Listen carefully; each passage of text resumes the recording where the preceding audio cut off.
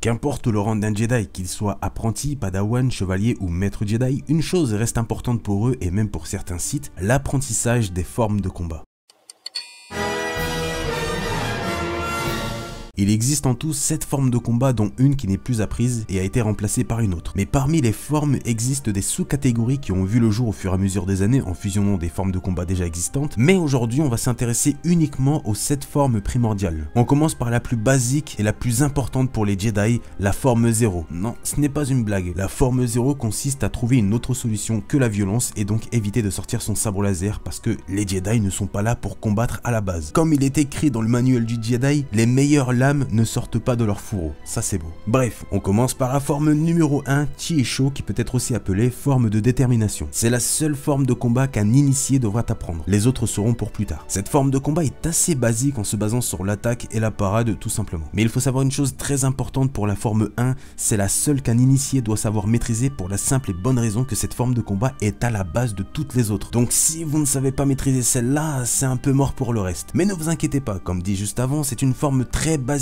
d'attaque et de parade, mais surtout très polyvalente grâce à ses deux fonctions. La forme se base en principe sur 6 mouvements rapides d'attaque et de parade. Dernière petite chose à savoir, sachez que cette forme nécessite les 2 mains sur le sabre laser. Maintenant que l'initié est padawan, il va pouvoir apprendre une ou plusieurs formes de combat. On passe donc à la forme numéro 2 qui doit son succès à un seigneur Sith connu, Dark Tyrannus, ou le plus souvent appelé Comte Dooku. La forme Makashi, qui peut être aussi appelée forme d'opposition. Comme pour la forme 1, la Makashi est assez classique, mais cette forme n'est pas aussi polyvalente que la première parce qu'elle est vraiment destinée aux dualistes. Des 6 formes de combat, attention, elle est la plus gracieuse grâce à sa posture droite. Les jambes doivent toujours être alignées, c'est important pour avoir un équilibre parfait. Donc toujours un pied devant l'autre, puisque la forme se base principalement sur l'attaque, mais surtout les coups précis, donc une forme parfaite pour percer la défense. Contrairement à la première forme, la Makashi est utilisée uniquement à une main, mais malheureusement cette forme de combat est la moins populaire, mais tous les Jedi qui la maîtrisent parfaitement sont très respectés. Forme numéro 3, Sorezu, qui peut être aussi appelée forme de protection. C'est la forme de combat parfaite pour la défense, mais qui dit défense dit forcément concentration pour avoir l'œil partout, c'est logique. Donc cette forme de combat est vraiment réservée aux Jedi très calmes et attentifs. Cette forme est souvent utilisée sans vraiment faire gaffe, mais c'est elle qui sert à dévier les tirs de blaster par exemple, avec une autre forme de combat qu'on verra après. Mais grâce à elle et surtout grâce à votre concentration, vous pourrez même presque voir les gestes de vos ennemis et donc stopper rapidement les coups. Une forme parfaite lorsque vous avez plusieurs attaquants. Mais attention, cette forme n'est pas faite pour attaquer, donc la meilleure chose à faire c'est de laisser votre adversaire attaquer et en sachant que votre défense est presque impénétrable, il se fatiguera au bout d'un moment et vous pourrez en finir. Une forme de combat très stratégique. On passe à la forme 4, elle aussi très connue notamment grâce à Yoda,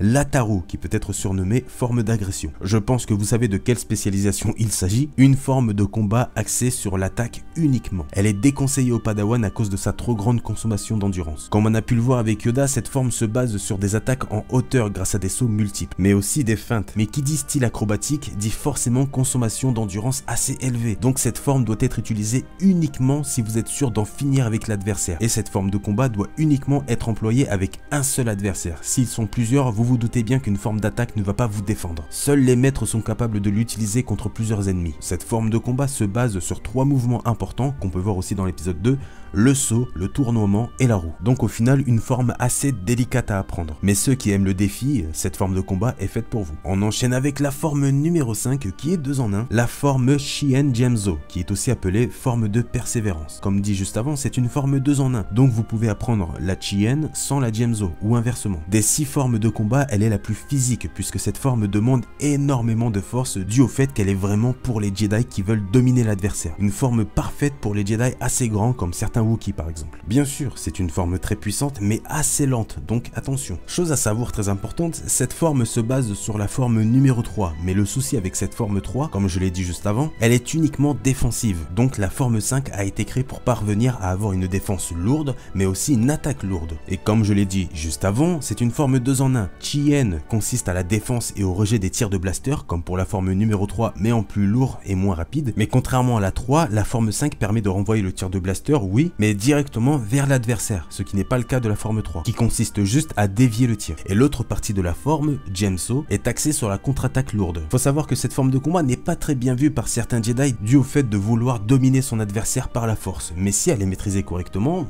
y a rien à dire. Une forme au final parfaite pour les grandes personnes. Forme numéro 6, Niman, ou forme de modération. C'est la forme de combat par excellence des Jedi consulaires. Je vous renvoie à Monster Info sur les spécialisations Jedi si vous ne savez pas ce qu'est un consulaire. Bref, c'est la forme la plus polyvalente, la plus équilibrée de toutes les autres. En fait, cette forme de combat est hybride, donc elle pioche un peu dans toutes les autres formes de combat, offensives et défensives, mais le souci de cette forme, c'est le fait de piocher dans toutes les autres, et donc au final de ne pas avoir une réelle spécialisation. Par exemple, si vous utilisez une partie de la Taru contre un vrai utilisateur de la Taru, vous n'allez pas faire long feu, mais ce n'est pas le but de cette forme de combat, qui, comme je l'ai dit, est vraiment pour les consulaires, donc des Jedi qui se battent rarement. Contre de simples ennemis, cette forme est très bien, mais c'est surtout le fait de combiner cette forme de combat avec les pouvoirs de la force pour attirer ou projeter plusieurs ennemis. Si l'utilisateur souhaite par exemple s'adapter au Jarkai qui consiste à avoir 2 sabres laser, c'est dans cette forme de combat que vous pourrez exploiter ce style et donc mélanger un peu de tout malgré sa faible capacité de défense et d'attaque. On passe à la dernière forme, la plus dangereuse, forme numéro 7, Juyo. Elle est surtout connue grâce à sa variante créée par Mace Windu un peu plus tard, Vaapad. Mais avant ça, c'était Juyo. Elle était aussi appelée forme de férocité. Déjà à l'époque, c'était une forme de combat très rare à enseigner puisque cette forme se base uniquement sur l'attaque à l'aide des émotions, dont principalement une passion contrôlée. Et si vous connaissez les Jedi, vous savez que les émotions sont interdites, surtout pendant un combat qui peut d'un coup vous faire chavirer du côté obscur. D'où le fait qu'elle est très peu enseignée et pour l'apprendre, il faut être sélectionné par ton maître d'armes ou par le conseil Jedi. Il faut savoir que durant l'une des dernières guerres contre les Sith, beaucoup de Jedi avaient employé cette forme de combat, ce qui les rendait certes très violents et puissants, mais malheureusement la moitié ont basculé du côté obscur. C'est la forme de combat la plus dure à maîtriser à cause de ses mouvements directs et vifs, mais une fois apprise parfaitement, cette forme vous permet de briser les meilleures défenses, même ceux de la forme numéro 3. Par contre attention, cette forme emploie certes une attaque très efficace,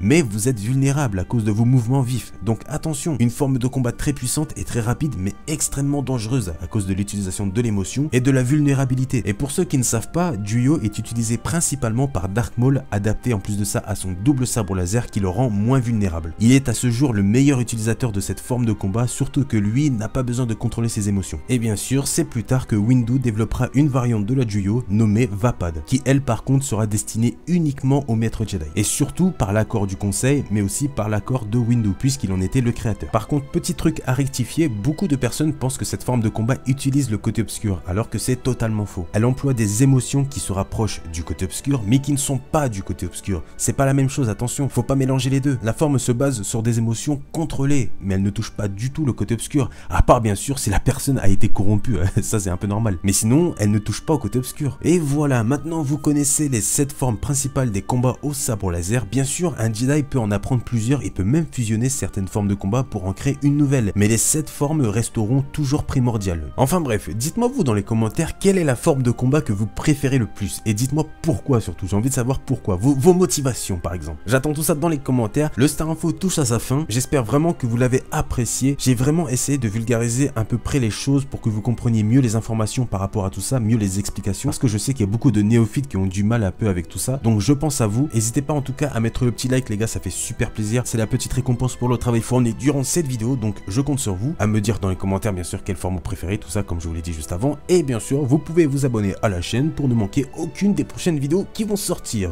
Sur ce, je vous laisse, je vous dis à plus tard, prenez soin de vous et à la prochaine, et surtout bonne chance pour votre formation, c'est important.